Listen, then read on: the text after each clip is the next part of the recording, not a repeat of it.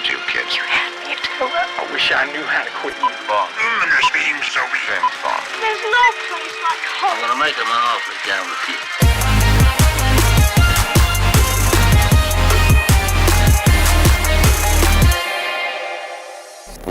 It's a very spooktacular edition of Gone with the Wind. Is it spooky? No. But we talk about a movie that has horror elements to it, so by definition, maybe?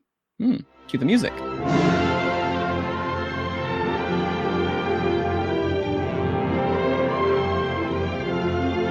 Hey there, everybody, welcome to Gone with the Wind. This is the show about a war. God, man, I was doing so good. That was not planned. Okay, let me try that again. I'm not gonna cut this out. Hi, everybody. I'm Manning, your host of Gone with the Wind, the show about award shows where we talk about, you guessed it, award shows. There we go. I was doing so good for a while. Dan, you know that I usually mess up when sometimes I used to mess up. I was on a streak of not messing up the intro. Tangents, yes, but you know, I was doing good. Yeah, this is the first time in quite a while you messed up. You had to redo it again. But hey, that's why we have editing. I'm not even going to cut that out just because I'm too lazy. So we're going to see that. We do have editing for that. But anyway, Dan is here. Dan, hello. Hey, how's it going? He's had a long day of work, so you'll be able to go right to bed. Once you take some naps, go to bed. My brain is still waking up this morning. So you have worked too much, sir. You need to take this is an intervention today, Dan. This is an intervention. Take a day off, sir. I have to pay for things like my guest 4K home box set. 4K?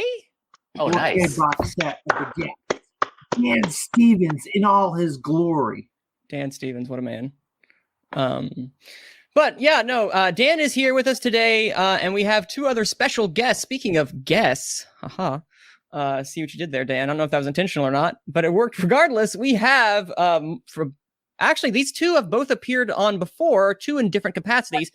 From 2 weeks ago, we have Micheal Kaye. What's up? How's it going, guys? Great to join you guys early on a Sunday morning. Yes, good morning to one and all, but it's not morning for our second guest. In fact, it is actually the afternoon where he is. We have someone who is we'll call him our Venice correspondent a couple of weeks ago, actually about a month ago. We'll call you that. Connor Lightbody, welcome back. Well, I guess officially to the actual main podcast. Good to be here. Yeah, it's 2 p.m. and this time yesterday it was 3 p.m. thanks to the change in British summertime. And it worked. If this had not transpired, you would not have been able to have joined. So it worked perfectly. So it worked absolutely perfect. So today in particular, we're going to be talking about Edgar Wright's Last Night in Soho. But before we get into that, I want to quickly kind of talk about what we have seen this week or this past week. And our quick thoughts, not too in depth, because I want to be respectful, because Connor will have to bounce within about an hour. So I want to be respectful of that time. And I will quickly, actually, no, we'll defer. Connor, what have you seen this past week as our guest? And we'll go backwards we'll go Connor, we'll go Mike, and we'll Dan, and we'll end with me. So Connor, what have you seen this past week that kind of, stuck out to you? This past week, I binge watched Squid Game, and I know yes. I'm very, very much behind everybody else in the world. But yeah, I really liked it. I especially liked the Gerard Way cameo right at the end. Wait, where was that? I know I'm blanking. Gerard Way during his Danger days, he had bright red hair. So okay. Now a joke that fell completely flat. I'm like, I don't recognize that. You have to tell me specifically. That was far too niche. Sorry. It was okay. There is someone out there who's going to be dying of laughter at that reference. But what did you think of Squid Game? Yeah, I really liked it. I felt a lot of it was on the nose with like the capitalism stuff, but I'm not sure how much that transpires through a international boundary kind of thing. So that could be quite subtle for the Koreans. I don't know. Yeah, I really dug it. Some of the bits were a bit cheesy, but like I don't know, the glass shattering. I don't know how much we can talk spoilers for it because I don't know how many people have caught up. The glass shattering bit was a bit silly. for me. But otherwise, yeah, it was a very solid show that I enjoyed very much. It's an incredibly enjoyable show, and if anything, I look back and I'm just like, man, I love the style that it had. I love the actual, like, as campy as it was. We'll talk about camp in a sec. I think it wasn't very enjoyable. You kind of hit the nail on the head. It was just really enjoyable to watch. Anything else you saw, Connor? It's been quite a quiet week for me. I watched The Burbs for the first time last night. Oh, which was good. It was fun. I'm not really sure what I expected going into it, but I was amused and entertained for up to 2 hours. So yeah, no harm done. That's all you can really expect, I think, for movies some days. But yeah, so Mike, what have you watched this past week, sir? Boy, this week's been pretty busy. Oh wow. So I started on Monday watching Ron's Gone Wrong, which Cam and I will be talking about on our next Renegade animation. I actually really enjoyed it. It's not quite as good as the Mitchells vs. Machines, which I know is a popular point of comparison, but I still think it's a really charming animated film. A great first impression for Locksmith animation. I thought the comedy worked. There's enough heart to go around, and yeah, we'll get more into it on animation, but yeah, I really dug this. And then on Tuesday, I watched Dune for the third time, not in theaters, on HBO Max.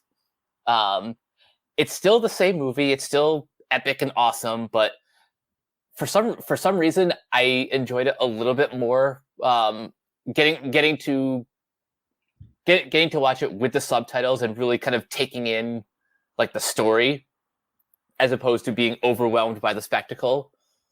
But yeah, Dune just in general is just like one of my favorite films of the year. It's still just an incredible feat of filmmaking. You can feel the passion on like every single frame. And then the best thing I watched is probably Jorge Gutierrez's Maya and the Three. I finally got to sit down and watch that a few days ago. And it's just awesome. It's like cinematic quality animation, but still told in long form over 9 episodes. If you haven't seen this already, definitely check this out as soon as you can. Awesome. And which is interesting. I know that, which is funny because 2 weeks ago we had the rant from Dan about his distaste for Ron's Gone Wrong. And I one day we're going to have to sit down and be like, fight. Ron's gone wrong. Positive, negatives, go. But I would love to be involved in that discussion. Oh, Lord. Wait, Connor, have you seen it? Yeah, I saw it about a week and a half ago in an empty theater all by myself. Same. Yeah, it's Free Guy. Have you guys realized that it's the exact same plot as Free Guy? You know what? I do kind of, now that I think about it, I do kind of see the I see the points of comparison. Yeah, and it's not just the use of iconography, like the Marvel and the Star Wars references. It's the actual plot itself of a some kind of robot / AI that doesn't fit the narrative, and it needs it has like a weird code that fixes the entire film at the end. It's got the exact same premise, right down to the egomaniac who just wants money. Which is really amusing because it's a second film that was made by Fox. It was took over by Disney, and then they made it into the exact same film, basically. Yeah, it's fun. It's funny how they both came out in the same year. It was like just a few months too. I wonder how much comparison there was between the studios. Obviously, Locksmith and I guess Disney Studios, who was 20th Century Animation, I guess. I can't remember who was the production company behind Free Guy. I don't know. That's a great question. But I, as someone who's never seen Ron's Gone Wrong, I'm now infinitely fascinated by this discourse that is surrounded by it just from this panel alone. Because I know Dan's opinion on it. And now I know Mike's opinion. Now I know Connor's opinion. And I'm just kind of like, meh. And now I'm suddenly invested in seeing it. So you've gotten me super excited to see it in an empty theater. I wouldn't seek it out. I wouldn't seek it out. It's interesting to watch as a debut for an animation studio, sure, but it's not the greatest thing ever. Just wait for it to turn up on Disney Plus or something else.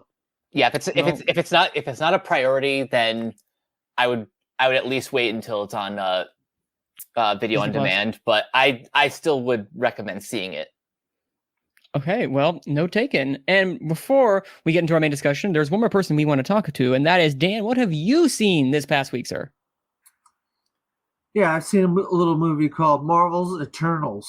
And I'll tell you what, I really enjoyed Marvel's Eternals. I really thought that there was subplots within the movie that really discussed different parts about existence and why people are here on Earth, and some of the romantic aspects of it, what the Eternals are supposed to be on Earth for as a group. Just some great cinematography, great set production as far as Chloe Zhao goes. I mean, it looks like the Marvel movies, but it kind of looks like a little bit of what Chloe Zhao would have done if she was filming just a normal movie like The Rider or Nomadland. And but I'll be honest, I don't see her unique stamp in this movie. I think anybody could have directed this movie and it would have still looked the way it looked, and it had a similar feel to it. Maybe she influenced the script a little bit by putting more dialogue. There's a lot of dialogue, one-on-one type scenes with people talking and whatnot. I like the fact that it's a little different than other Marvel movies, and it's discussing things that other Marvel movies haven't really discussed, and that's what to me is fascinating by Eternals. And yes, there are 2 post-credit scenes that are fantastic. I cannot wait for people to see these post-credit scenes. There were rumors about one particular scene years ago. It'll be interesting to see if people remember that. Oh, wait, yeah, I remember that rumor a couple of years ago. And then there's a voice in one of them. I want to see if you guys recognize that voice. Other than that, that's all I'm going to say about the post-credit scenes. I don't want to spoil any of that stuff for people that haven't seen them yet. But I really enjoyed Eternals. I also saw Dune for the 3rd time, which I didn't have to sit through it multiple times just for one viewing. I watched it on my nice 4K 75-inch TV, and it looked gorgeous. I had my sound bar going, so I felt like I had a great experience watching it on my TV. I mean, still my number 1 movie of the year as of right now. With that said, why'd you ever go to the cinema? Because I like to see things in IMAX sometimes. Yeah, true, very true. IMAX is the way to see it. And I've seen Eternals and Dune both in IMAX. Also, I saw a movie called Heart of Champions, starring Michael Shannon, about a rowing team. Oh God, Michael Shannon, what the heck? Were you just collecting a paycheck here? Ouch. Yeah, it wasn't that good. And then I saw Army of Thieves, which weirdly I forgot about that. Connects to Army of what was it? What was the one? Army of the Dead.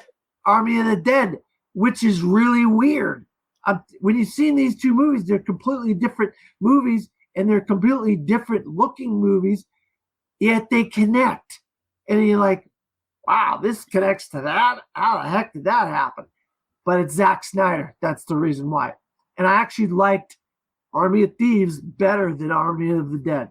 I mean, that Army of the Dead was garbage, as far as I'm concerned. Army of Thieves is actually fun and has some entertaining value to it. Interesting. See, I'm curious about that because I completely forgot that existed until you mentioned that right now. I kind of, again, dropped one of those, as we were mentioning, that just kind of dropped without any fanfare, I feel like. But you say it's worth it. Yeah. I like the cat. Well, Natalie Emmanuel, and I swear I know what she's been in, and I just can't think of what she's been in before this. But she is just, I love her as an actress, and I want to see more of her. And the lead kid, German kid who's in it, I can't think of his name. Matthias. Is it Schoenarts or something like that? No, it's not Matthias Schoenarts. It's I'm gonna butcher this last name. Schweiderfer? Yeah. Good job. He's got a weird name in the movie, and he's got a weird name in real life. So there you go. But I liked him. He had a lot of charm and whatnot that I kind of really got behind as a leading character of a show. But Natalie Emmanuel, oh God, I love her. Awesome. Well, for me, this is one that have been wanting to see for quite some time, and I'll make this brief because I have lots of thoughts, but we'll talk into this more in depth next week. I got the chance to see at Film Fest 919 in Chapel Hill here in North Carolina, where I live. I got the chance to go see Spencer in a drive-through theater. I got to see Spencer. Nice. And everyone knows. I can't believe it's the first time I'm hearing that you've seen Spencer and you haven't spoke to me. Oh, well, I tweeted about it. You're about to hear it, Connor. You're about to hear my thoughts right now. Are you ready to hear this? Yes, please. It was my most anticipated film of the year. I've loved the trailer. The poster was immaculate. The use of negative space enthralled me. The trailer kind of grabbed me. The casting was just inspirational. I didn't like it. I did not like Spencer, and I feel like I'm in the minority. I am in the minority, but that's for certain. The Spencer did not grip me as much as I wanted it to. Throughout this entire film, I kept waiting for there to be some sort of story. It feels like Pablo Larraín, and I haven't seen Jackie. I'm going to preface that. I have not seen Jackie, nor have I seen any of his other work in the past, and that might have probably informed what I was going to get. But what I expected to get, I didn't expect a complete biography. It takes place over 3 days. I wasn't sure what I was expecting, but I feel like story was sacrificed in order to just show a feeling. And while that's a very, is to show the feelings that Diana currently is having while being trapped in this castle, this legit mansion, this castle. She can't leave. She's almost a princess that is legit trapped.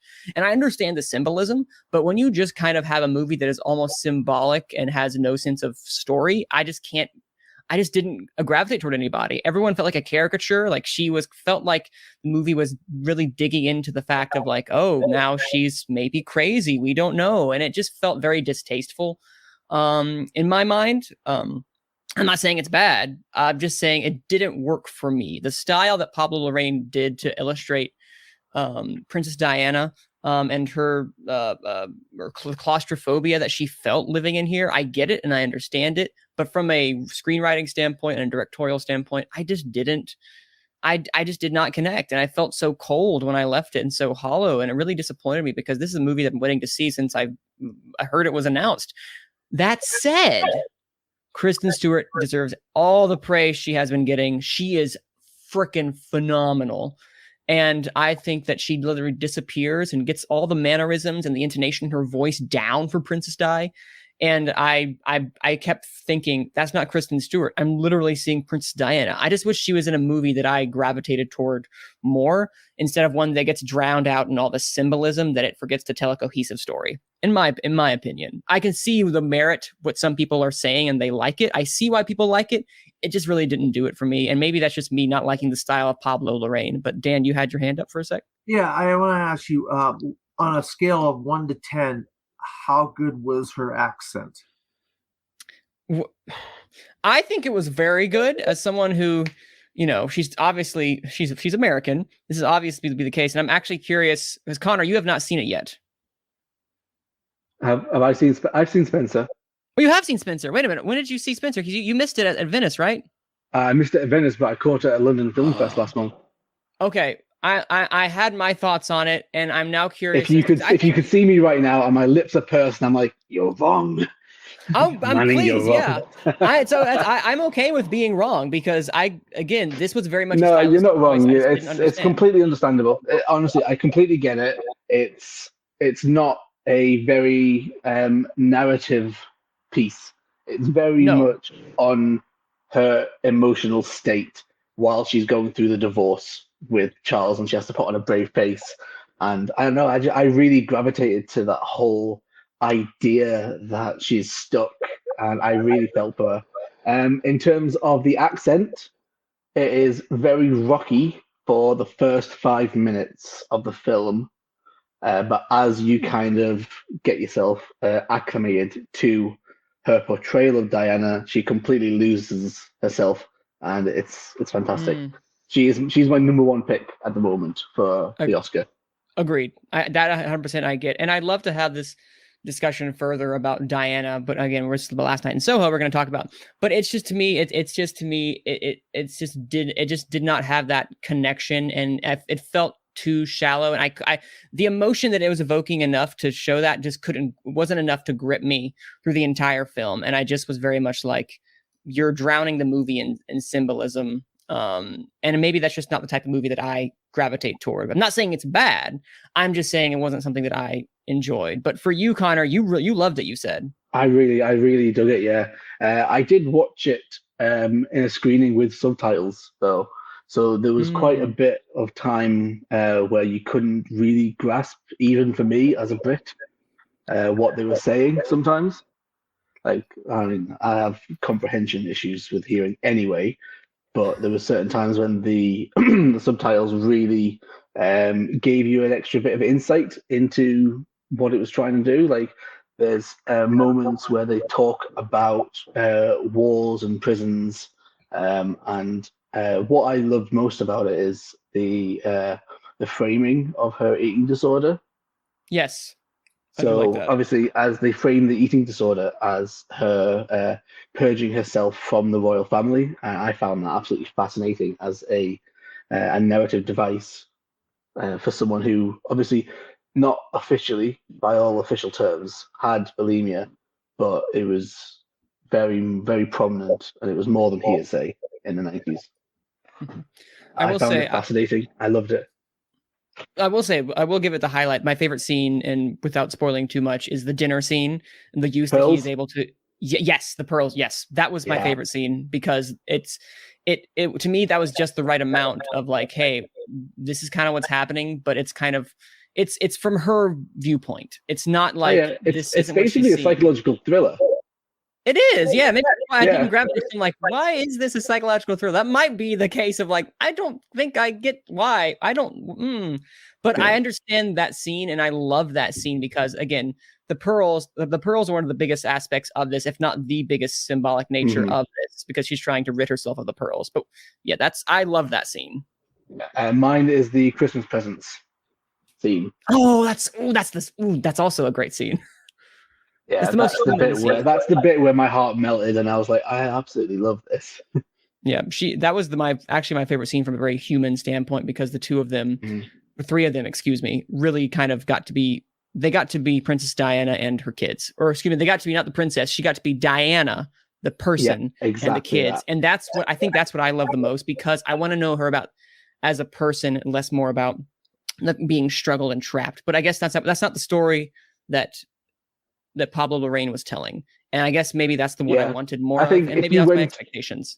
If you went for a conventional biopic, it would be boring. And I think that's I think they went the right way, personally. Yeah, I'll be seeing Spencer this week, so I can't wait to have a discussion about Spencer. I hope I get it in at my theater this week. It comes out on Friday, doesn't it? Yes. Yeah. If anything, it's something that it's a great discussion piece, because I know I'm in the minority. That is a full-fledged fact. I'm in the minority. Well, I'm in the minority on Last Night in Soho, so you may not be, actually. All I'm gonna say. Ooh. But you know what? Because we only have 30 more minutes before Connor has to go, we're gonna go Yes, right into Last Night in Soho, and we'll save the Gucci discussion for later, as campy and fun as that was. I'm excited for it. That's all I'm gonna say. We'll get into that later. Last Night in Soho, a film by Edgar Wright that really kind of doesn't necessarily always feel like a traditional Edgar Wright film. For those who've seen the Cornetto trilogy, it's definitely it's different from those. And I love the Cornetto trilogy. I love Scott Pilgrim. I've loved everything he has done up until this point, but I'm excited to talk about Last Night in Soho. Last Night in Soho has not been doing great at the box office recently, and its Oscar chances are kind of really low at this point, maybe some tech stuff, but I don't see anything happening. But I wanted to talk about it because it's gotten a lot of discourse online, and I have a panel today that is all over the place when it comes to their like, their dislike. I don't know, hatred might be a strong word, but just some questions that rise from Edgar Wright and his screenwriting partner. Oh, what's her name? Christy Wilson-Cairns. Thank you. Yes, from what they have managed to frame, because I think at the end of the day, we're all going to say high praises in regards to the technical aspects of the film. Yeah. I don't see any of us having issues with the technical aspect, and most of the stuff may come down to our difference in how the script presented the characters and presented some specific subject matter. But without further ado, ladies and gentlemen, this is Edgar Wright's Last Night in Soho. I'm putting the trailer music right there so we know we're starting. Blah, blah, blah. Topic. Cut. Wait, hold on, actually make sure I have this. What number is it again for him? What is this, his sixth film? I think it's his seventh. Let me check. No, I wanted to make sure I said Pilgrim, right. Cornetto trilogy, Baby Driver, Sparks Brothers. Sparks Brothers. Okay, that's what I was reading. So is this his eighth piece then? No, it's seventh. Yeah, it's seventh. It's his seventh. It's his seventh film. Okay. All right. Can you give me just 2 seconds? I'm gonna go get a drink. You go get your drink. Everyone, take a breather, take a deep breath. I'm so excited to talk about this. Correct me if I'm wrong. We all are high. We're all high on. I'm guessing the technical aspect of it. We don't have no complaints when it comes to there. I'm assuming. For me, it was the CG. It's like overkill. Yeah, we can get into that as well too. But then from the look standpoint, I just want to make sure I was correct when I said all that before we get back into it. Because I really said that, and I'm like, I actually don't know if we're all high on that. I'm hoping we are. All right. I'm going to do this when I'm cutting. Edgar Wright's seventh feature, if we're including narrative feature and not wanting to include the Sparks Brothers, that's another discussion in of itself, which I still need to see. But Last Night in Soho stars the wonderful Anya Taylor-Joy, Thomasin McKenzie, our former Dr. Matt Smith, he will always be known as my doctor, and Diana Reagan, her last performance, as well as Terrence Stamp, which I didn't even realize Terrence Stamp was in here until I was like, wait a minute, why does that guy look familiar? I didn't realize he was in here. Yeah, I had no idea. No, and then it's like, that was Terrence Stamp? First off, what else has he done since this? But anyway. So Last Night in Soho is received some criticism in regards to the screenplay, but a lot of praise towards stuff like its look, its feel, its cinematography specifically. Chung Hoon Chung, who is the cinematographer, is, oh my Lord, the way they did this is immaculate. Some of the practical ways they, to convey the 60s and the present day and have that dichotomy. It's fantastic. It's great. But this is definitely a lot more of a psychological horror film. And Edgar Wright definitely leans into his love of movies. He has the traditional needle drops, but he doesn't necessarily have some of the same editing cadence that he does as in prior films. And I think that shows as he went out of his comfort zone. But months ago, I talked with Connor about his thoughts on Last Night in Soho, and he went spoiler free, and we're going to start off spoiler free. I just want to give us our generalized thoughts. But Connor, tell me about what your thoughts on Last Night in Soho were from a generalized non-spoiler standpoint before we get into spoilers. Okay, from a non-spoiler standpoint, the first 45 minutes is phenomenal. I was sat there in Venice, completely enthralled, absolutely, completely immersed, in love, thinking, oh my God, this is going to be the best thing I watch. And as the plot progresses and they introduce certain aspects of the plot and the themes, it all just becomes this muddled hodgepodge of ideas that I feel needed more than just a rewrite, but they needed some actual knowledge on the subject, and it feels very dated. And I know the film is a homage to the 60s in more than just its style, but it's the 21st century. Kind of, you can do both. You can kind of get with it or get out of the way, as Bob Burnham would say. That's true. So yeah, and we'll get into that discussion a little more about what those themes are when we get into spoilers. But Dan, I want to know, what are your opinions on Last Night in Soho? Because I don't necessarily know. Well, I wrote a review, but my editor didn't edit it in time for me to put it out yet. So I wish I would have had my review out by now. But I wrote it right after I saw the movie, and but my editor he works on the weekends, so he doesn't do a lot of stuff. Well, this doesn't come out till Tuesday, so it'll be out by the time you read this, hopefully. Well, maybe we'll see. Hopefully. I got my review out by now, but I mean, I gotta wait. Sometimes I gotta wait for my editor. One of the things I just loved is and correct me if I'm wrong, it's called time lapse photography. Am I off base here with how they melded the present day of Eloise going to fashion school with the 1960s of Sandy trying to get a job at this nightclub and meeting Sam Smith? Would you call that time lapse photography, or what would you guys call that? Whatever that is amazing. I mean, amazing. I was like, wow, this is incredible. What the heck? How is he doing this?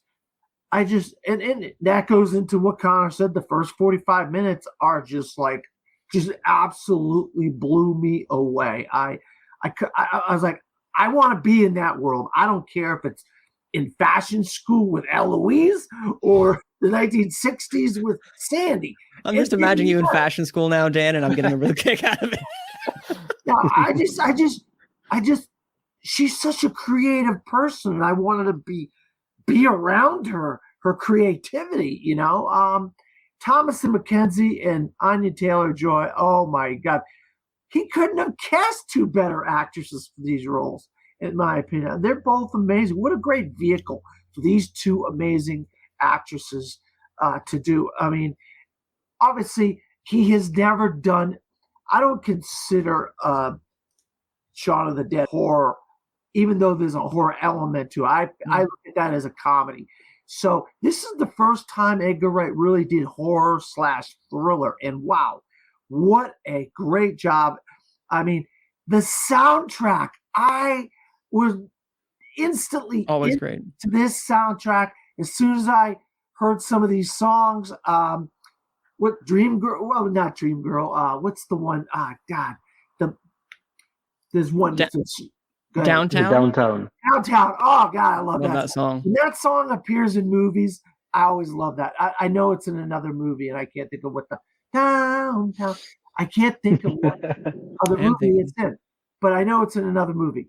But when that came on, the dance sequences, I just thought it was so impressive. The transition between Sandy and Eloise with Matt Smith dancing. Seamless. I was really impressive. Now, there's a twist in the movie, folks. I mean, I didn't see the twist coming. I'll be honest with you. It took me aback when I saw, oh my God, wow, now that kind of makes sense. But there's also visual effects that I think are very effective. I believe the visual effects in this are very effective of getting across Eloise's mindset of what she's seeing and what she's going through. And it's not easy. I don't think any of us could have went through what she went through in this movie. Because it's so confusing and it's so hard for someone to see what she sees and says, what am I seeing? Is it in my dreams? Is it in reality? What is it? Am I looking at what I think I'm looking at? And I think they really showed her disorientated and her being so disoriented to know right from wrong, up from down, and I thought I was very, very taken aback by some of that stuff in a good way, because I was like, it put me in a tough spot when I'm watching. Like, I don't know what's real, what's not real, And I'll tell you, I just love this movie. I gave it 4.5 stars on Letterboxd, and this might be my second. I think if I did a list of Letterboxd right now, it'd be my second favorite Edgar Wright film behind Baby Driver. I just love every aspect of this movie.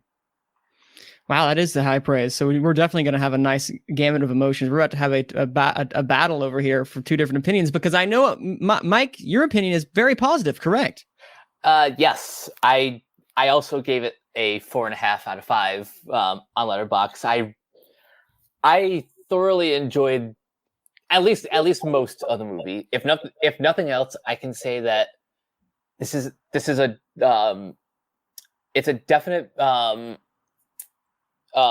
example of Edgar Wright stepping out of his comfort zone, leaning more into the psychological horror elements, and if nothing else, it's just kind of cool to see him stepping out of his comfort zone and really kind of pushing his filmmaking to a new level.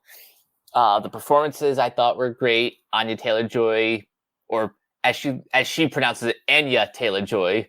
There's a video going around of there's a video going around of her like actually giving the right pronunciation. But yeah, she's great. Thompson McKenzie in her first like leading role, I think she knocks it out of the park. From a filmmaking perspective, this just looks gorgeous. I'm a big fan of Chung Hu Chung's cinematography. The lighting was great. The soundtrack is amazing.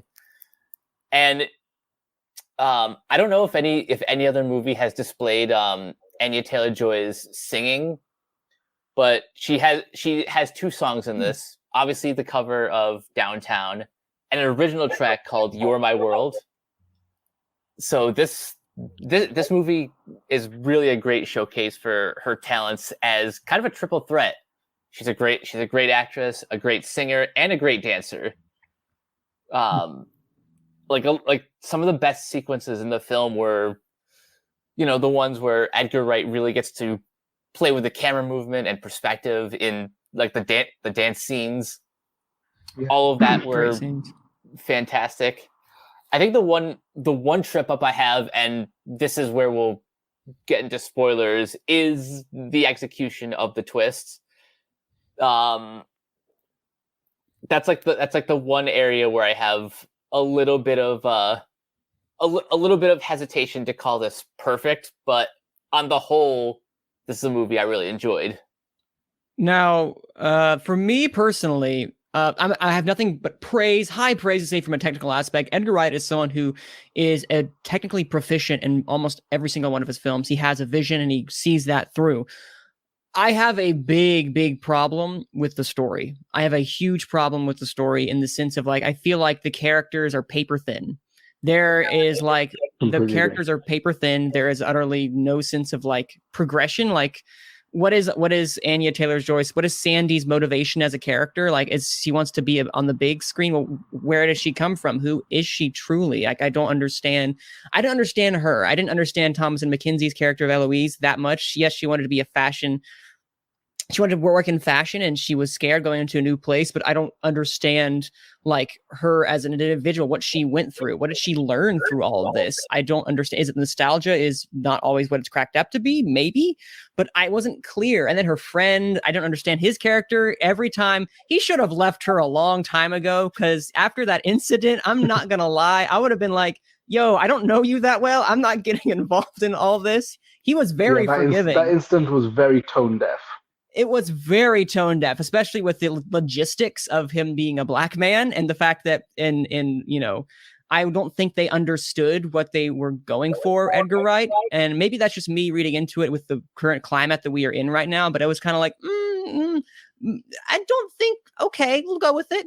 But also, everyone kind of felt like just everyone didn't feel like fully fledged characters. They felt like caricatures. No one had an actual, to me, depth to them. It felt very shallow. And then you get into the idea of it's really poor use of like using her mother's mental health and that she went through, which they never specifically said. I'm not sure they said it was depression or schizophrenia. I'm not sure, but they made it feel it was schizophrenia. Okay, and using that as I have problem when people use schizophrenia as a narrative device or a character's like, oh hey, is she seeing this maybe? And I don't know, because it felt very tone deaf.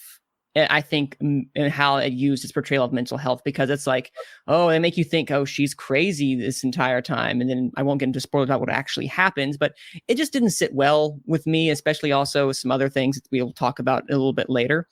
But I just think the story was thin, but it had so much style that I was like really on board with how it presented itself, just from a visual standpoint. And I'm totally for what Edgar Wright was doing from that sense. I just felt there's not a lot of meat and depth to the story. It's very surface level, and I wanted more from it. I wanted more, and we'll get into spoilers actually right now, but I just, it left me kind of feeling, oh, okay, I definitely think this is his weakest film that he's done, as someone who loves the Cornetto trilogy and someone who loves Baby Driver and loves Scott Pilgrim. It just left me kind of feeling I wanted more from you from a story point, not just a visual where you try to rely on the visual sensibilities as a filmmaker to progress the story. But now we're talking spoilers. Connor, I want to make sure you have that chance to go.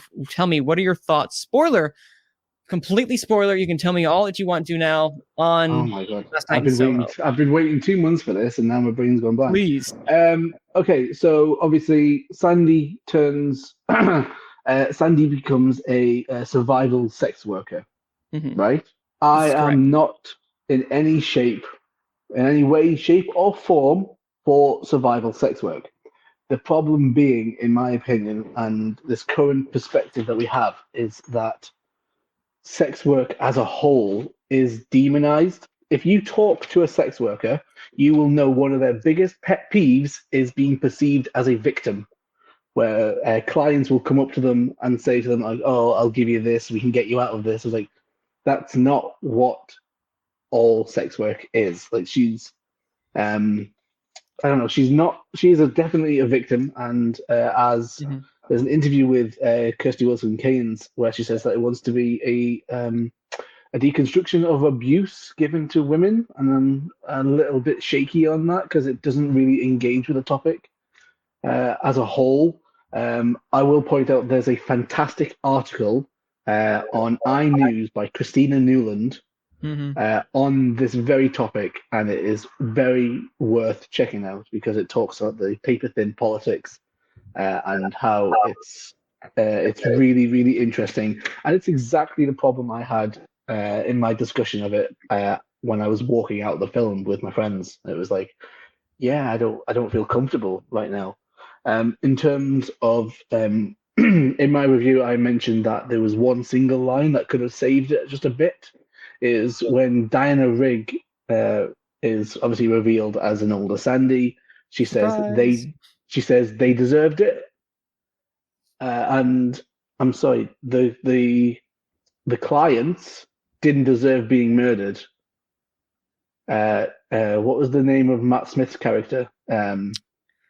Jack deserved it. Jack absolutely 100% fundamentally deserved everything that he got going for him. But the clients had no idea that she was a survival sex worker. That is not how sex work works. You don't go to a sex worker and they're not victims. They're not these doe-eyed fragile things that need saving. And I know that the film is about abuse, and I know that she's a survival sex worker, but having her kill all those people that did not deserve it really made me feel uncomfortable. Like it completely demonizes sex work, and I did not feel comfortable with it. And I think that goes to me. The issue I had is how everything felt so thin. It's very much like it's black and white. Everything is very black and white in this film. There is no form of gray and those nuances about, as you said, Jack deserved it from everything that he did to her, by coercing her into something she did not want. She didn't know what she was getting into. But then again, it goes along the way of like, it's where I have issues. It goes back to 40s Hollywood, where women would sleep to get where they need to go, kind of thing. Like, yes, they would be forced into being abused and all that jazz. Like, it was. I'm being very dismissive there, but I'm not wanting to get into it as a set away. Yeah. And it just it's a reason that I had I wanted there to be more for her story, because that's kind of like what it felt like the crux of her entire story arc was to me. Yeah. And I just wanted kind of more from her. Like, okay, she feels this way. Well, why does she's here as a survival sex worker. Well, how did she get here? What is her mentality along these lines? It just felt after the first little bit, and after the gloss of the 60s began to fade, I don't know what they were trying to say. That's the thing. I don't know what they were trying to convey.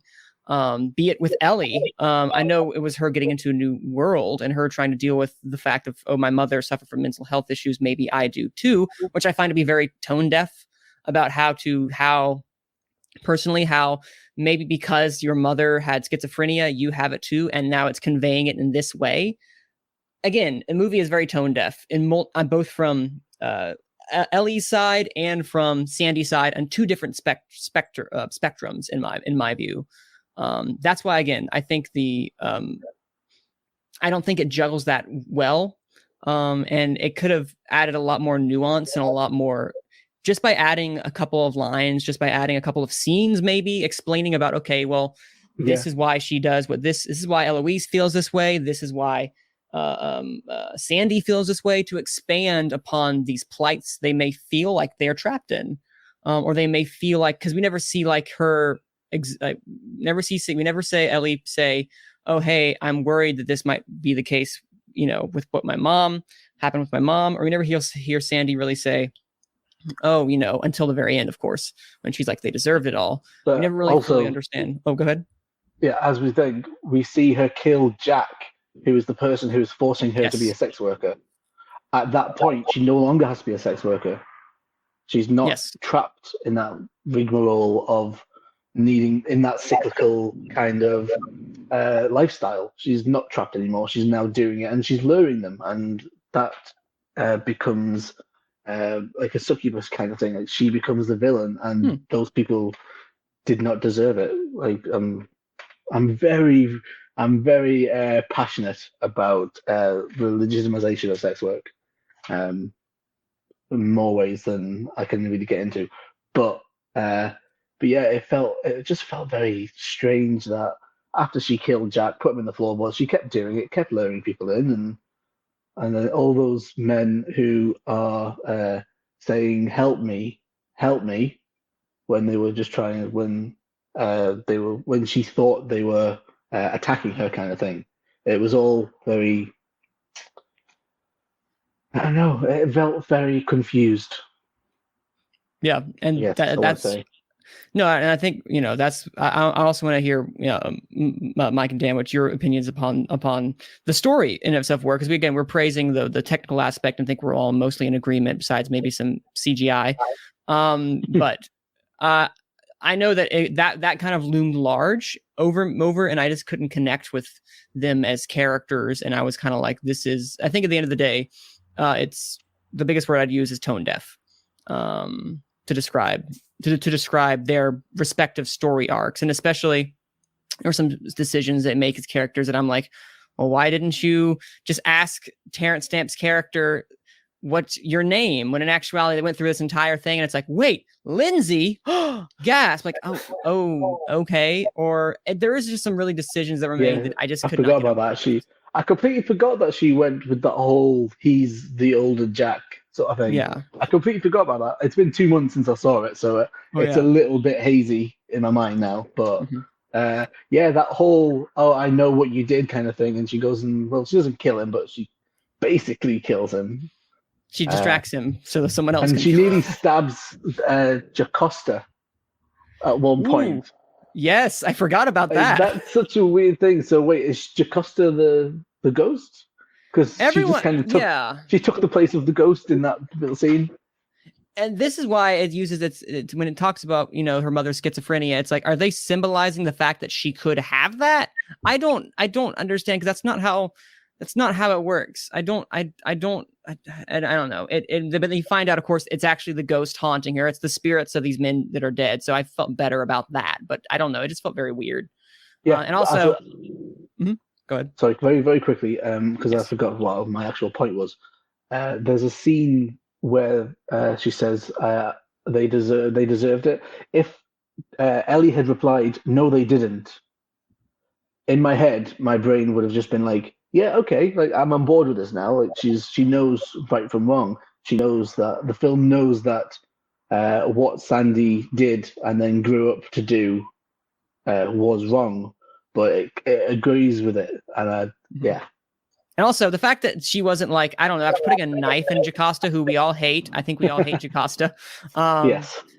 But like, I'm surprised they didn't like, I don't know, like she wasn't like reprimanded for school. She's over here in the fashion show and they're not reprimanding her, or like, I don't know. There was some weird narrative decisions that I'm just was not on board with, that really kind of threw all logic out the window. Yeah, I was actually very surprised to know that, because, pardon me, I knew Edgar Wright wrote it, but I didn't actually realize when I first watched it that he had Kirsty Wilson-Cairns as his screenwriting partner. Mm-hmm. So my initial assessment was, I wish there was a female voice attached to this. And then as I realized there was half a voice attached, I was like, you know what? Like, it might have been worth actually getting some opinions from sex workers on this script and some mental health professionals, and so just a general little bit more insight into what they're trying to say. And they missed the mark for me. Actually, something I was going to ask. Please, do you think this movie would have benefited from a female voice at the helm? Like, I know we all praised Edgar Wright's filmmaking abilities, but yes, I feel like if we had a female voice who was more like upfront with the, like, in the creative lead, I think that might have smoothed over a lot of the story issues. I would not necessarily completely agree with that. I think that we need female voices in the production of it, not necessarily at the helm. Edgar Wright, obviously, his style lended itself perfectly to the story. I feel like, as we talked about the technical aspects of it, I don't think any other director could really have nailed it as much as he did. Regarding the whole CGI ghosts and CGI stairs, where it all just becomes a bit bleh. It is very stylized. I will give it that. Maybe it was a choice. I don't know. But in terms of female voices, there needed to be more. There needed to be more communication from Edgar Wright. Can you guys think of a female director that would have been better suited for the story? Jeez. Patty Jenkins? No. Lynn Ramsey? Lynn Ramsey's perfect. That's the one I was going for. That's it. I think Lynn Ramsey did an a great one. Wonderful job with this. Wait, who did the Babadook? What was her name? That was Jennifer Kent. Yeah. Jennifer Kent, maybe. That was another one. But she actually did a movie after that, The Nightingale. Yeah, she did The Nightingale, yeah. Pretty rough. I did not see that. Rough. If she could do the Babadook and then do Nightingale afterwards, she could have done this, because I'll tell you what, Nightingale was rough. I definitely think that a co-director might have been helpful. Maybe, yeah. That again, that might have smoothed out more of like the the moral dilemmas and giving us a less black and white view of sex workers. And how they handle the allegations against the black character. Micheal Adjoro. I can't pronounce his name. I'm very, very sorry for butchering that. So I don't remember I think his name I think in the movie. I think he's fantastic in it, Yeah. but he's very much one note. He doesn't have any characterization, and the only person I feel has characterization is Ellie. Everything else is just rubbish. No, I agree. And I that's why I think if Edgar Wright's directorial style works great until it has to get into. Now I'm looking back and I'm like the nuances that he brought to something like The World's End, which I love, or well, now I'm looking back and I'm like he doesn't deal deep with heavy subject matter that much. No, he doesn't. I made sure I made that. Sorry, I mentioned it in my review that this is his most thematic work so far, and it's just a very much. It's messy. It's messy. Yeah. There's a good story in there somewhere, and I can see if some people really gravitated toward the filmmaking style. Yeah, I could not, and I know for you, Connor, the same. Get past just the messiness in the story from both a character standpoint and a thematic standpoint. Mm-hmm. But yeah, I don't know if you have to go right now, Connor, because I know it's at 3:00 where you are, 3 p.m. It's just past 3. I've got 5 more minutes if you just want to continue the spoiler shorts. Yes, so quick. Mike. So yes, I want to talk again because again, I want to spend some time as well us talking about for you guys and your perspective. Why did you love this movie? Tell me what when you were watching this really popped out at you. What made you want to gravitate toward not only the story but this film in and of themselves? Because you guys really gave high praise, and I would love to hear your perspective about why it worked for you so well. And admittedly, I will say it is sort of the style, like it is mostly the style that kind of sucked me in. And there's one movie that I think would make a great double feature with this. It's an animated film from 1997 called Perfect Blue, directed by Satoshi Kon. And I'm not going to say they're like a 1v1 comparison, but both kind of they both have a similar vibe in terms of like, going through different time periods, and that sort of like the blurred lines between fantasy and reality, and also because these two, like the two main characters in this movie are like sort of aspiring for some sort of fame, whether it's Ellie wanting to become a fashion designer or Sandy breaking into show business. It's just a very interesting look at that sort of line of work. But I will admit the reason why I can't call this movie perfect is kind of what you said. I think the other characters outside of Ellie could have used a little bit more development. I mentioned briefly the twist of Diana Rigg's character, how she was revealed to be the older Sandy, who I say is great in her final performance. I must say that she chews up the scenery. I love her. Absolutely.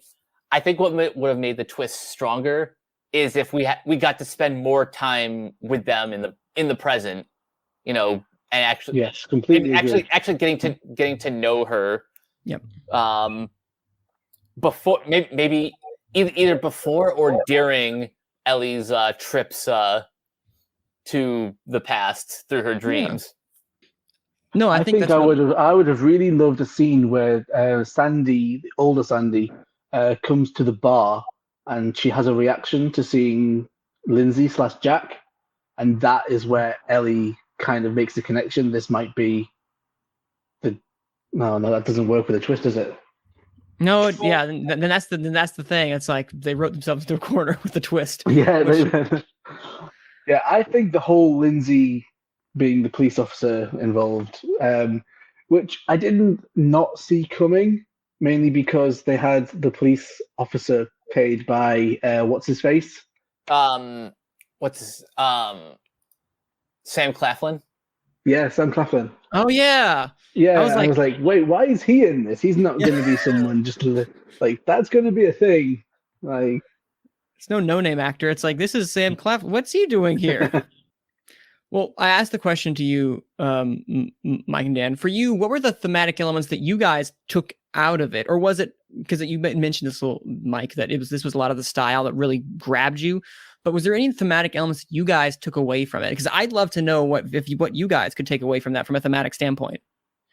Look, sometimes you gotta look at a movie. You gotta look at a movie in that box. You know, you gotta look at it with those. You're in that box, that theater, and whatever is on that screen is what's on that screen. You don't always have to look at some kind of existential kind of thing that's going on in the world, or some illness, or some whatever. It's just art for the sake of being art. And this movie is art for the sake of being art.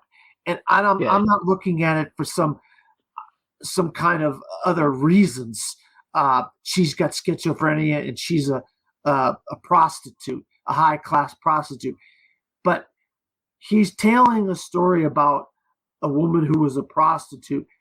California, there's hundreds of women that go out to California and they want to be actresses. They end up in the porn industry, or they end up as dancers, or they end up as prostitutes, or whatever. So it happens every day. There's every day some girls getting off a bus going to California trying to become famous. You know, he's just taken something that's a famous thing for California and Hollywood, and he threw it into this idea. And then on the opposite side, a girl that wants to be a fashion designer, and she just happens to have schizophrenia, and he finds a way to put these two stories together in a very fantastical way, I might add. I just enjoyed it for what it was on the screen. I wasn't thinking about some kind of, this has got some kind of a realistic. That didn't matter to me. I just enjoyed the performances I was watching. I was enjoying the production value for this film, the cinematography, the soundtrack, the acting, and I was transported into this world that Edgar Wright had created. It just was enjoyable for that 2 hours I was sitting in there watching it. Yeah, that's fair. You took a film at face value. That's perfectly all right. No, yeah, and I was gonna say, like, I saw that, and I completely understand that. In fact, yeah, there is like an enjoyable like nature when you go into the theater. You can kind of turn everything else off and look at what that is. I've always seen, to me, a film is art that is reflective of the time that you were in and how you view it. So I guess that's the difference. Like, I see that and I'm like, oh, that's the art. What can this say about us as a society? Or how does that reflect upon us as a society? But I completely understand, like, Avengers Infinity War or Avengers Endgame isn't going to reflect, well, it might actually. I'm sure there's a think piece somewhere about its reflection of society and consumeristic culture. But other than that, I understand that. And that's a completely valid point of being able to take it at face value and see, okay, this is the story that told. I think that's an incredibly valid perspective, and I don't want to denigrate that perspective that you may have. I just saw it and I was like, this is definitely not how I see that as such. But take away the side, and yes, go ahead. Now, a couple months ago, I saw a movie called Blue Bayou. Now, that hit me like a ton of bricks. That perfectly good people who have built a life in society are being told, get on a plane, go back to whatever country you're from. To me, that was real. And that is something that is going on in this country. And it's a sad fact that good people are being sent over to other countries because they maybe came over to this country illegally and stuff. That's something that I took from Blue Bayou that was real to me. That was a real deal. This, to me, was just high art by Edgar Wright. Now, do you see the comparison I'm making here, or is there no comparison at all? I see what you're saying. And the reason I recommended Perfect Blue as like a companion piece is that if you look at Last Night in Soho through not necessarily real logic but dream logic, it makes for a more more satisfying viewing experience. And kind of like how I feel about a lot of Edgar Wright's films, I feel like this might benefit from multiple viewings, just so you can like really kind of pick apart every single element. That's always just what I've loved about Wright's filmography. Like you notice something new. You notice something new every time you watch, say, Hot Fuzz, for example. Yes. That is someone who loves Hot Fuzz. Like that is 100% right. And and if you look back, and again, I want to praise. We talked about this beginning, the dance sequence. If you look back in the behind the scenes features, they literally did that all practically right there. She was right there underneath that, and they framed it exactly to where she would come right back up, and then they would go behind him, and then Anya would switch with Thomasin. It's practically brilliant. Edgar Wright has a visual style that works perfectly, and I want to praise that for a second, because I did enjoy those moments when we were in the 60s. I enjoyed his camera work. The mirrors were always fantastic. The way that he manages to use lighting, it's great. It's great. And I think as a filmmaker, he knows how to use a camera. He knows how to tell a story, especially when it comes to how he incorporates music into his story. He knows how to tell a story when it comes to incorporating music seamlessly. Needle drops, as they say, are fantastic. And I appreciate that immensely, how he uses those. Even if the story didn't work for me, I understand from the technical aspect of what he was doing and how he presented that, even if the story wasn't my cup of tea. Yeah. I'm going to have to dip. Yes. So it was great chatting, guys. I really enjoyed it. I look forward to Thank you, Connor. Potentially the next time, next year, after hopefully I'm going to go to Venice again. So yeah, there we go. And I can't wait to talk to you more about Spencer, because I know we definitely currently have varying opinions. Once I actually get to my competition, I'll send you the review that I wrote for it, because I'm actually very proud of it for once. Like in 7 years of movie writing, I'm actually proud of a review. So we'll see. Oh wow! But yeah, I'm going to dip. So thank you very much. I'll catch you in a bit. Cheers, guys. Bye, Connor. Good luck.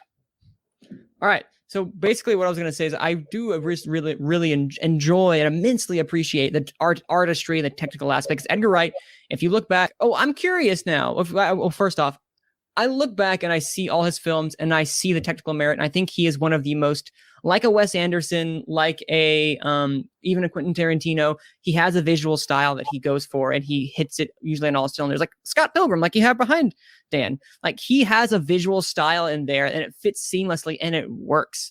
So I'm actually curious, what is y'all's favorite Edgar Wright film? For me, it's Hot Fuzz. Hot Fuzz is one of my favorite films. I think it's in my top 20 of all time. I laugh every time that I hear it, and I enjoy Hot Fuzz so much. But like Dan and Mike, what are y'all's favorite Edgar Wright films? Which ones do you gravitate toward the most? I think Hot Fuzz is my number one. My number two is probably Scott Pilgrim. My number one is Baby Driver. I mean, I just absolutely love Baby Driver. I'm a sucker for a good love story. I'm a sucker for like something. It has such a heartwarming story about these two trying to get together despite everything that he's going through. What an amazing soundtrack! Once again, he just kills it with the soundtracks. But I think the next, don't quote me, but I think the next movie we're getting from Edgar Wright is the sequel to Baby Driver, and I cannot wait. Really? Yeah. It's just such a demand. It was such a demand for it, but he was already in production on this movie, I believe. I believe the next thing he's going to do is a Baby Driver sequel. I think they greenlit a Baby Driver sequel. From a technical standpoint, I see Last Night in Soho to be kind of like this is almost the culmination of things that he's learned in the past. You guys, obviously, as a filmmaker, we'll wrap this up before we get into House of Gucci talk. As a filmmaker, do you guys see Edgar Wright as someone who, he did something different than he normally does? What do you want to see him do besides Baby Driver 2? What do you guys want to see him do when it comes to these different pieces of his filmography? What do you want to see? He's done a documentary this year. He did something that was a psychological thriller. He hasn't done either of those, and now he's already starting to branch out. Do you think that we're going to be able to see him branch out and see different things? Because no matter what you say about, again, his style is very distinct, but he also can go use that style and transport it into various different films. What do you guys see from Edgar Wright going forward? Well, that's the thing. I want him to continue to branch out. At the same time, though, I also don't want him to stray too far from the Cornetto trilogy. Not in the sense that I want like a second Cornetto trilogy, but it'd be nice to see him reunite with Simon Pegg and Nick Frost again. As long as he keeps trying to grow as a filmmaker, that's ultimately what I want to see more from him. Dan, what about you? Yeah, I mean, I like the fact that he's done these different movies since the Cornetto trilogy, and they're all distinctly different, but they all have a feel in a tone and a texture of, okay, that's an Edgar Wright film. You know it when you watch it. That's an Edgar Wright film. I'll be honest, maybe it's asking way too much, but like a Western. I mean, can you imagine Edgar Wright doing a freaking Western? I mean, that would be crazy, Actually, funny you should mention that. Before Shaun of the Dead was released, one of his very first like amateur films was a Western called A Fistful of Fingers.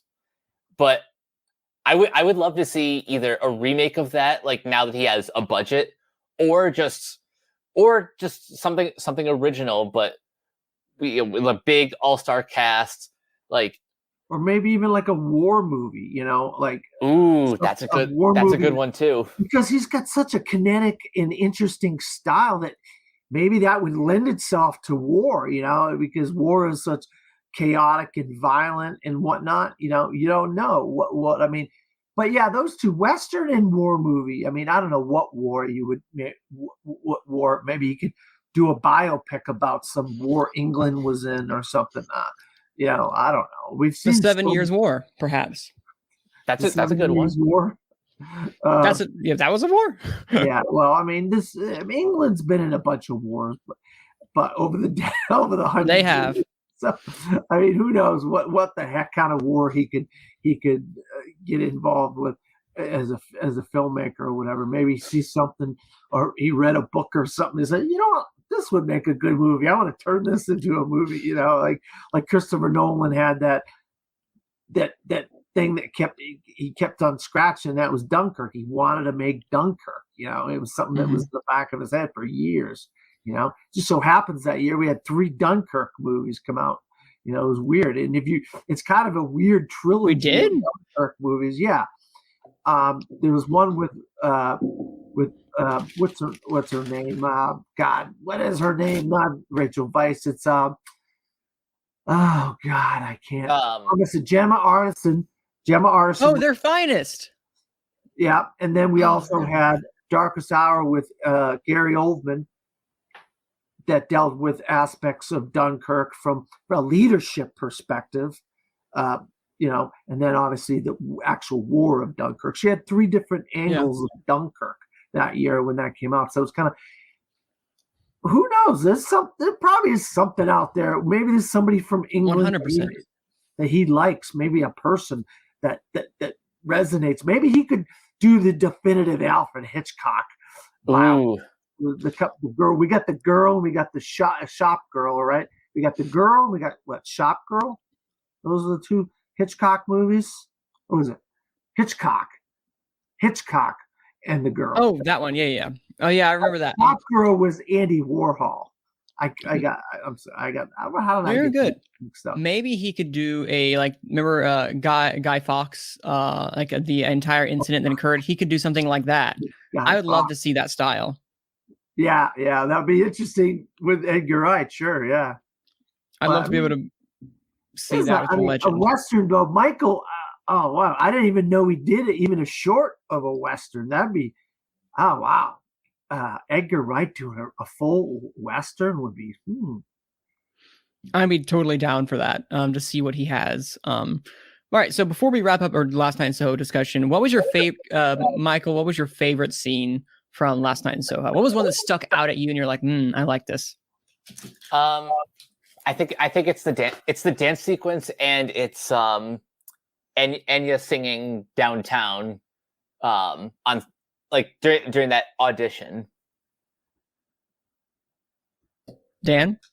Yeah, but the first time that she did that time lapse, whatever, from the present day to the 60s through the mirror and all that stuff, and to the dancing and all, where she was in that dress in that ballroom, to me that was the best scene of the entire movie, and I just, that got me right into that movie right off the bat. I mean, I was just like, what the heck? I was just blown away by the work, Oh, yeah. camera work, and the production value of that. And I don't know. I mean, I like the song Downtown, but the guy's reaction at the end, look, she can sing. Like, we're like, That's foreboding. You knew what was going to happen as foreboding afterwards. That was just like, that kind of soured that moment for me, because it was, oh no, he's not looking for her as a singer. Yeah, that was the first little hint that should cue the audience in. And I do wish, while I didn't love the movie as much as I would have hoped, as much as I do really love Edgar Wright, that scene is still like, that opening scene is still like magical when she first goes into that world, and the way he frames everything. It's just beautiful, because obviously it's a dream sequence. In reality, the cars might hit you like they did Terrence Stamp's character, but they just kind of stop. She just kind of moves along in a blissful pace and kind of waltzes right into this nightclub, and you're taken away, even if it's not for, even if it's not for like 20 minutes or so, but you are transported. And he does a great job with that. Also, the real highlight is the opening scene where it's like her silhouette, and it's really cool design because the lights flash on, you see the room. Like, I don't know how they did that, because technically speaking, you should see the light spill over. Maybe it was digital.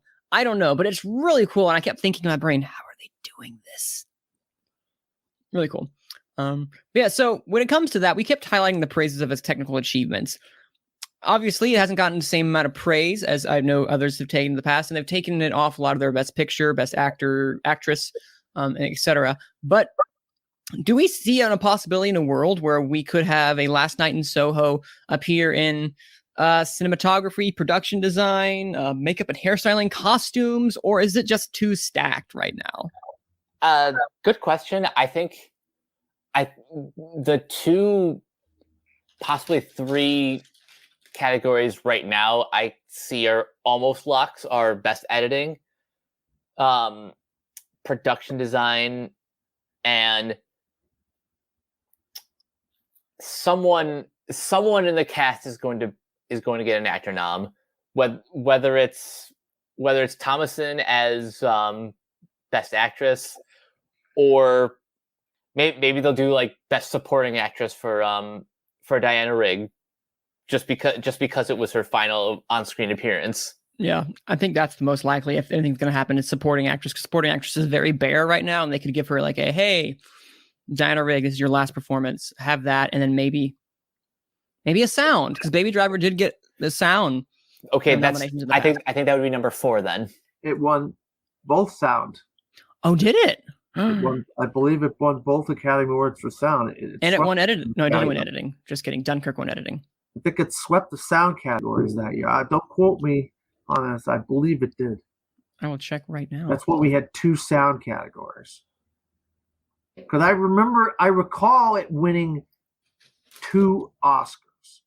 But I can't remember if it was both sound or sound and something else. It did not win any of them, but it was nominated for sound editing and sound mixing. Okay, that's what it was then. Okay, I had a feeling it was in both of them. And I'm like, man, why do I recollect that?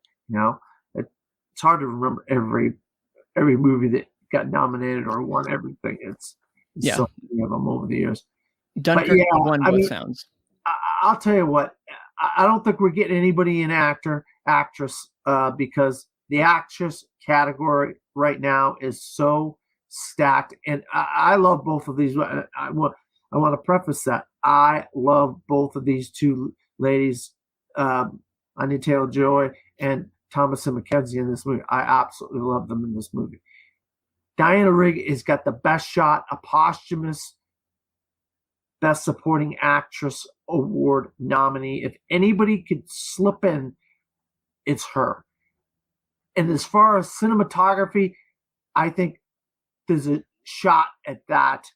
But with like Dune, you got to say Power of the Dog. There's not. Maybe The Green Knight. There's three that I can legitimately say could get into cinematography.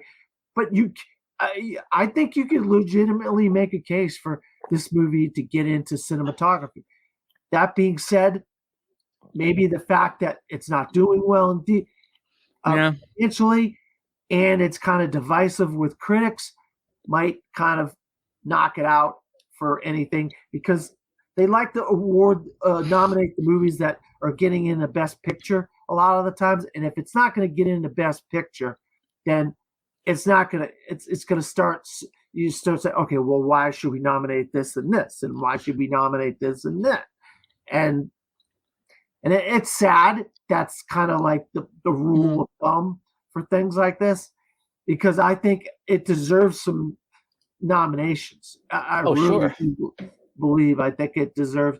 And one of the things too is, Focus Features has been keeping this movie quiet. They have not been doing a lot. And now I know why.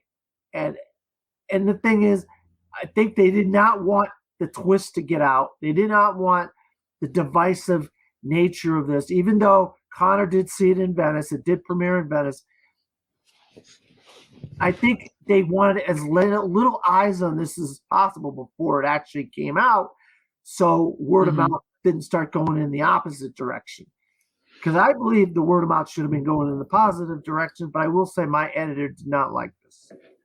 My the website I write for. So there you go. I think, again, it is a divisive film. But looking back also, I'm looking at all, like, for cinematography, every single movie. Jeez Louise, I'm looking back now. Besides this past year, besides Blade Runner 2049, which won cinematography, which won the Oscar for cinematography, was nominated for Best Picture. So there is a good correlation with that. Nomination-wise, if you look back at 2018, Roma, Cold War, The Favorite, Never Look Away, Star is Born, two of those were not there. But then again, one of those, I think, Never Look Away, where we were not expecting whatsoever. So here we are. I think it's going to be an uphill battle. I think if it's going to get into a sound category, it may. But I'm not going to hold my breath, because I think its best shot at this point is going to be, I don't think it's going to get into cinematography, because if you look at what we have so far with Belfast, Dune, Nightmare Alley, Power of the Dog, Come On, Spencer, Tragedy of Macbeth, there are just a lot of... Okay, yeah. Now when you kind of lay those out, cinematography is a lot tougher. It's very, very stacked. You can have some stuff like, people could totally go with Licorice Pizza if they really like, his work. Paul Thomas Anderson. I don't know. It really is an uphill battle. But I think if it can get anywhere, sound, maybe supporting actress, because supporting actress is still up in the air. They could give. I don't know. It's just, I think this is going to be not as easy as, I think, Baby Driver, which again, its editing was highly praised. I think it's still his best editing yet. And then the sound category. So if anything, I think sound and Diana Rigg, maybe costumes, but then again, maybe Michael may have, I don't know, somebody mentioned editing. Maybe editing. This kind of, there's a lot of editing in this. That is true. There's a lot of editing, and they could see like, oh, hey, look at the way he manages to move everything together seamlessly from the 60s to the present day. So that's a possibility. But anyway, ladies and gentlemen, that is, I'm about to say No Time to Die. That's Last Night in Soho. No, that's not No Time to Die. We talked about that weeks ago. It's Last Night in Soho. So today there's one trailer that came out this past week that is, it is beautiful. It is campy. I am so excited. The accents are very, very exaggerated, but you know what? I'm down for it. I love it. I'm getting like a mixture of well, you know what? The movie Its movie is House of Gucci, Ridley Scott's second film of the year, House of Gucci. So, House of Gucci, ladies and gentlemen, is about what's her name? It's basically about the murder. Well, do I spoil that, or is that it's like a well-known thing, right, guys? It's been on the news. It's a huge. Oh yeah, I don't know. I didn't know about it. I didn't follow that for when that transpired. But House of Gucci is Ridley Scott's second film of the year, starring the immaculate Lady Gaga, the ever reliable Adam Driver, the chameleon of Jared Leto, who's putting on another fat suit within less than a year span of time. Remember the little things? Bald cap. I don't even listen. I did not believe that was Jared Leto until I looked at it harder. I'm like, oh my god, that is Jared Leto. It's crazy. The makeup here is fantastic. Makeup nomination in the back. Al Pacino doing his how Al Pacino thing. He looks like he looks really good. He just Salma Hayek's in here as well, and then Jeremy Irons, who we haven't really seen that much of in the trailer. Actually, except he gets one scene that's like his credit scene. It's just him in like his screening room. Yes, that's the vibe that I'm getting, because I don't really see much more along that. He's basically Rodolphe Gucci.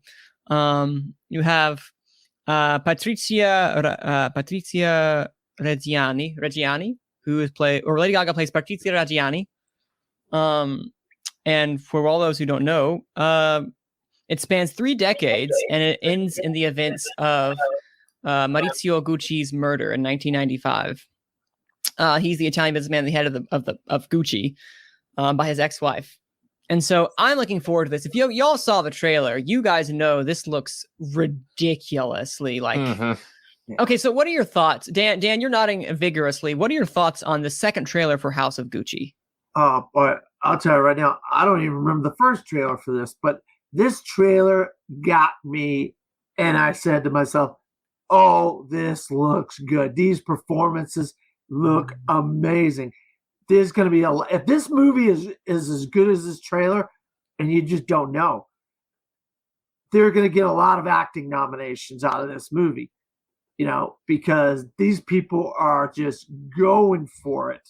Oh yeah, they're going for broke. Lady Gaga, her second big, looks like she's freaking been acting for decades, and obviously, like you said, Chameleon, Jared Leto, Adam Driver, 2 movies this year with Ridley Scott. I know, right? And this is the one they think is going to get him the Oscar nomination for Best Supporting Actor. So we'll see. But I myself like seeing Al Pacino in anything. I'll see Al Pacino, and basically, so I was glad to see that he's in this. Jeremy Irons is in this. I love Al Pacino's little like he's looking like he just mouths the word "me" when the FBI is he's like, It looks also funny too. Yeah, Al Pacino's going to eat up the scenery, but it looks like everybody's going to be eating up the scenery in this thing. And it's interesting to see the dichotomy of Ridley Scott's 2 movies this year. Yeah. Completely different kinds of movies, but there's some parallels in them as well. If from looking at the Gucci trailer, there might be some parallels and that's the performances by the various casts, But yeah, I love it. This movie can't come soon enough for me. Oh no, I'm so November. I think I'm going to go eat some turkey, get some mashed potatoes and gravy, some stuffing, and then I'm going to try to find a theater that's got this thing. I'm going to go see this on Thanksgiving, I think. Oh, this is going to be a great, well, maybe not great thing. Okay, it's not a very Thanksgiving-y movie, but I'm still excited for it regardless, because everyone looks like they're going full-on ham, larger-than-life characters. That could be what the Gucci family was. I never met them. I don't know what they look like or what they did. But in general, a little bit over the top. To be honest, most of the times that I meet, definitely that I've met, especially when I took a class, they were very much they were a lot more larger than life in comparison to the reserved, that I've met for the Americans in my life. So I'm excited to see exactly how they're obviously exaggerating it a little bit more, but that dichotomy between the kind of desaturated look of Ridley Scott's films mixed with like the Lady Gaga going like our name, sweetie. It's fun. It's fun, and I can't wait to see how this continues to transform. Mike, what about you? Real quick, Oh, yes. Michael. Before I got a little bit of All the Money in the World vibes. A little Yep. bit. The look is very similar. Yeah, I kind of got that kind of vibe a little bit going. Okay, go ahead, Michael. So, talking about the first trailer really quick, this is one of my favorite ones to watch like on the big screen because the way that Blondie's Heart of Glass plays with like the huge the huge theater speakers is perfect. I can't wait to see this one on the big screen too. The movie itself looks great. It's got a very star-studded cast. The makeup on Jared Leto is ridiculous. And the one movie this kind of reminds me of is American Hustle. It has that similar juxtaposition between like, a vibrant, jovial tone, but the story itself is actually kind of dark. Mm-hmm. Especially if you know the real life story of what happened. So it's just kind of interesting to see Ridley Scott pretty much saying, "Fuck it, we're gonna make a soap opera." Yes, that's what it is. Very soapy, and I love it. Well, the thing is, remember? Okay, do you remember watching OJ on FX, Manning? And then now we have impeachment. Yes. That it's kind of like what Ryan Murphy's going for, with this tongue-in-cheek, like versions of these stories, because it's really, in a lot of ways, the fact that the news just blows these things up. Yeah, was there a way for Bronco run? And we all remember what we were doing and where we were when that was going on. Some of us weren't born, or whatever. The same thing goes for the impeachment. It was just like all of the news.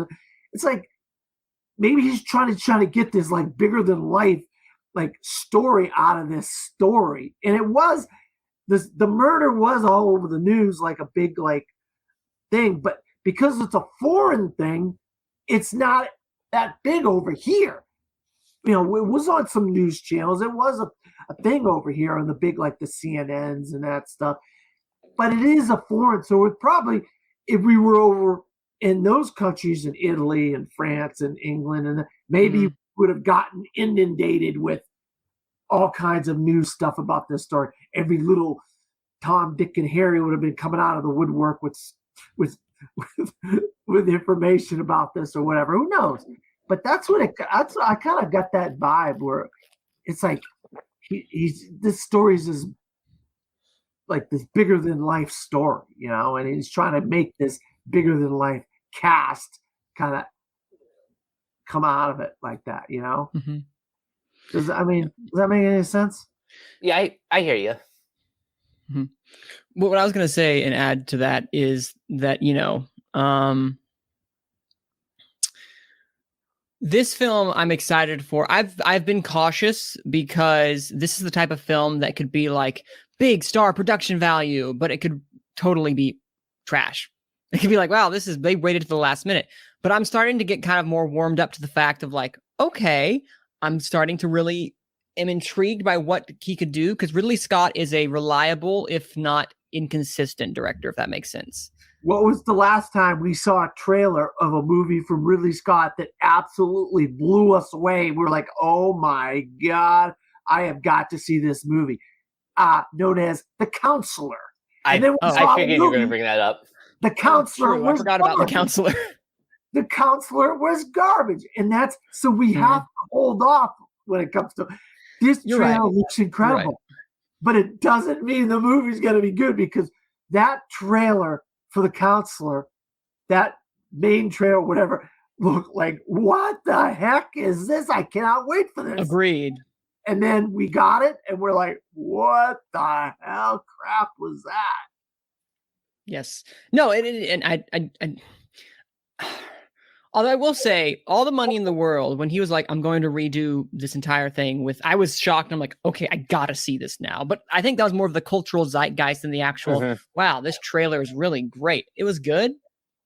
Wasn't great. It was good. Wasn't great. Obviously, but this one that replacing Christopher Plummer was the best.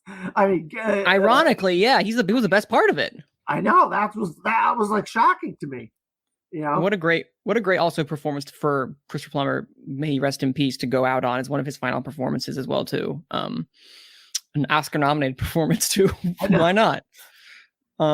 Yeah, no, I'm excited for this, and I think this could really hit home in like a really fun, campy way. Because if they don't take themselves, like the movie could take itself seriously, but the actors could kind of be playing within this world as larger than life characters, and it could still work. I just hope that it knows what it has on its hand, or they know what they have in their hands. Who has this again? Who has House of Gucci? This is MGM. This is their pony, and I hope that it can really hit. Because you're right, it could be The Counselor, or it could be. Well, it could be three things. One, it could be All the Money in the World, which did fair. It could be Counselor, which bombed. Or this could be him getting back to form and being like, hey, this is like The Martian, where it gets like a lot of different nominations across the board. We'll see which one of those three it becomes. Something I want to ask. Go ahead, Mike. With The Last Duel and House of Gucci both playing in the fall, as far as best director goes, which of the two do you think has a better shot at getting the nomination, or does him having both kind of cancel each other out? You hit the nail on the head, Michael. I think that Disney will not, since they now have Last Duel, are not campaigning Last Duel, and I think that's going to suck because I think Jodie Comer deserves an Oscar nomination. And I think The Sound does as well too. How about the production? That too. Production is amazing, man. The production design is great. I mean, that is also I another felt one. like I was freezing my ass off watching these characters. Same. Looking cold Bring ass a weather. blanket. And then the goats and the sheep and the people in the background moving around. I mean, wow! I was transported back into 13th century France. I think that MGM is going to campaign House of Gucci. The Last Duel will not be campaigned. And I think people are going to see House of Gucci because it's going to be fresh on their minds when they're voting, and Last Duel is just going to be forgotten about. I don't think he's going to split because I think people are going to forget about The Last Duel, sadly. That is unfortunate. And MGM's got another horse as far as technical categories, too. So that's not going to have anything to do with House of Gucci. Because that's not going to get into any of them technical. So they can still push No Way to Die in the technical categories and push Gucci in the acting and best picture and best director categories. So it's not really, and then they also got an animated horse in the race. So we'll see, I mean, MGM, I completely forgot about No Time to Die. Don't even realize. What'd you say? I forgot about No Time to Die for a second. I was like, oh yeah, you're right. They have that because they get through all the technical sides and be like, this is all the technical aspect. And now we're going to, everything above the line, we're going to go with House of Gucci. Yep. But yeah, that's House of Gucci. I think this could hit really well, and I'm really excited about this right now. And then finally, we want to also about. There is actually one trailer that I just want to talk about really briefly, and I just remembered it while we've been sitting here. I just realized it. Did you all see the trailer for Lightyear? Yes. I only saw a poster. I didn't see the trailer. I only saw a poster. But the fact that Chris Evans is playing Buzz Lightyear when Tim Allen is Buzz Lightyear, really bothered me. We'll get into that. Yes. Would you like to actually explain that? Because I thought, like, why did they recast him? Then I realized there's an explanation about why. Do you want to go ahead to that, Mike? Go ahead. Yeah. Okay, so basically, the character that Chris Evans is playing is he's playing the he's playing the astronaut that inspired the Buzz Lightyear toy. Okay. So of course they're not going to use they're not going to use like Tim Allen for this movie, but it's similar to how sometimes the toy will not have the same voice as the actor from the film, like how they'll get like a random professional voice actor to play the characters in like ancillary material, like video games, cartoons, etc.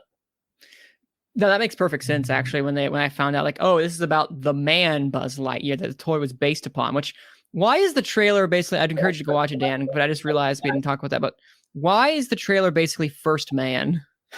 I know it's First Man. Yeah, it looks like it. I saw the memes. You saw the memes? It's First Man.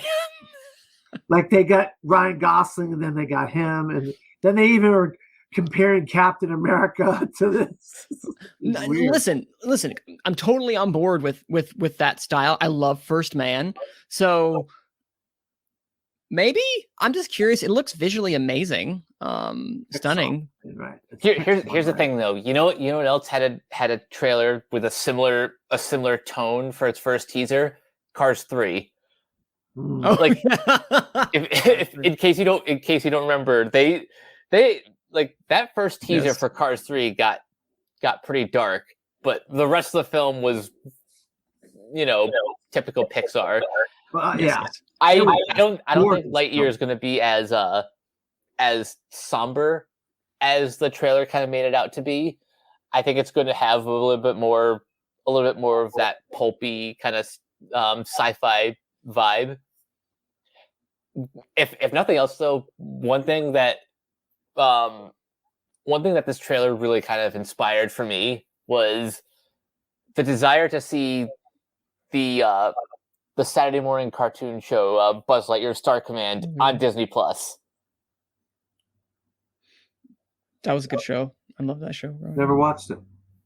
It's very good. It's one of those that I grew up with, and it's awesome. It is. There's some great, like, just there's some genuinely fantastic work in that show. It's not perfect, but I really enjoyed what they were going for as like an inspiration. I was like the show, but the toy is based off of. I don't know. It's fun to think about that entire aspect of it. But I give Pixar the benefit of the doubt when it comes to story and animation. So I mean, the fact that this is out there, I'm going to give it a chance because you got to give them the benefit of those guys. I think they even have a better track market than the MCU does. The MCU has got a great track record. Pixar's even got a greater track record because you can't legitimately say there's more than one or two bad Pixar films. And that's maybe the story, but not the animation. None of the animation it's always gorgeous. Movies is bad. So it's going to be good, or they wouldn't have greenlit it in the first place. I'm excited for this basically because it's like they always try to do something different in their Pixar films, and I'm excited even if the movie's not great. I'm going to, as you said, give them the benefit of the doubt. I don't know why Lightyear, why they were like, this is a story we want to tell, but I'm ready to see what it is. As long as it's not a Cars 2, we should be good. Yeah, on the surface, it sounds cynical to make a film like Lightyear, but I trust the people at Pixar enough that this was just one of those projects that someone just had to get like on paper, on screen somehow. And if this turns out to be great, then that's great. Agreed. I'm always down for good movies, for regardless about where they're coming from, any production house.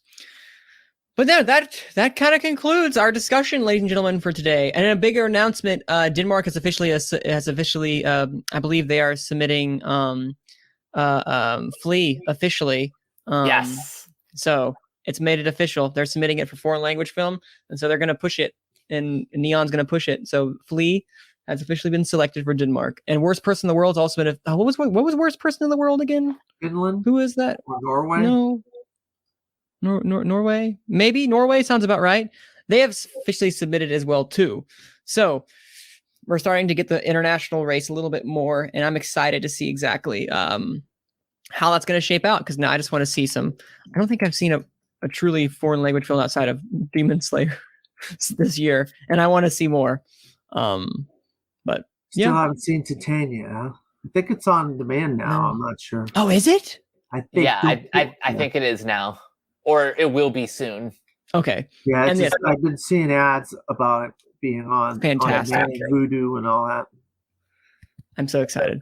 Yeah, no, best international feature is Norway has officially selected the worst person in the world. So, ladies and gentlemen, now and then have we got a selection for the Hand of God yet? Yes, Italy also has selected a Hand of God officially. So, look at that! You got 4 heavyweights right there, and then throw in Titan. Teton. So I'm gonna have a hard time trying to remember that, but that's like 5 right there that you had, ladies and gentlemen. 5 right there. Micheal Almodovar's movie, right? No, they didn't. Remember, they didn't submit that. They picked the another Spanish film with Javier Bardem. What is that called? The Good Boss? I don't know. The Boss. It was so weird the fact they didn't pick Parallel Mothers, but here we go. I don't mind that. All right. So I guess they don't. It always happens in one of these countries that have multiple chances. They always pick the wrong one. Like remember France a couple of years ago. Well, they did get for Les Mis instead of Portrait of a Lady on Fire. They did get an Oscar nomination, so maybe they'll get an Oscar nomination. We'll be like, wow, did not see that coming for The Good Boss or whatever. Yeah, The Good Boss. I need to look at it's Javier Bardem. I'm not. Okay. Yeah, it is called The Good Boss. It is okay. Aha. And Hero was Iran's officially their pick. So, another one. So this foreign language film is looking fantastic. I'm so excited. I can't wait to see who gets in and who doesn't get in because someone's going to be left out. Someone always is. Oh, always. But Mike, where can they find you? Right. You guys can find me on Twitter at Captain K42. You can check out all my quick thoughts on letterboxd.com/CoachK42. Find me in all the various Facebook groups just at my name. And you can follow Renegade Pop Culture on Facebook and Twitter at Ren Pop Culture. Listen to all of our podcasts on Anchor, Spotify, Apple Podcasts, and everything can be found at renegadepopculture.com. Need an escape? So do we. And Dan, where can they find you? You can find me at my name, Dan Skip Allen, on Facebook, Twitter, Instagram, and Pinterest. Also, Letterboxd. If you want to see any lists or anything that I have seen, if you want to see my stars. Also, I'm a film critic. It's called disappointmentmedia.com here in Orlando, Florida. Also, I do a couple YouTube shows. They're on hiatus right now. We'll be back in the spring, probably, maybe late winter. So those are from Top 5 Weekly and Bleacher Features. So just stay tuned for those. But you can go to my YouTube channel and see the older episodes if you want.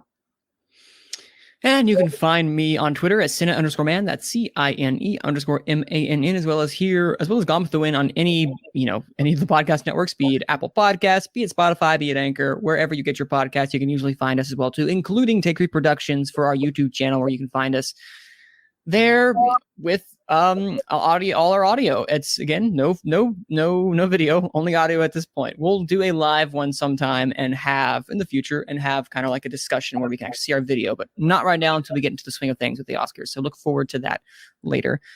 Thank you guys for joining us today and for the next every week going on. So thank you guys, and I look forward to seeing you in the future.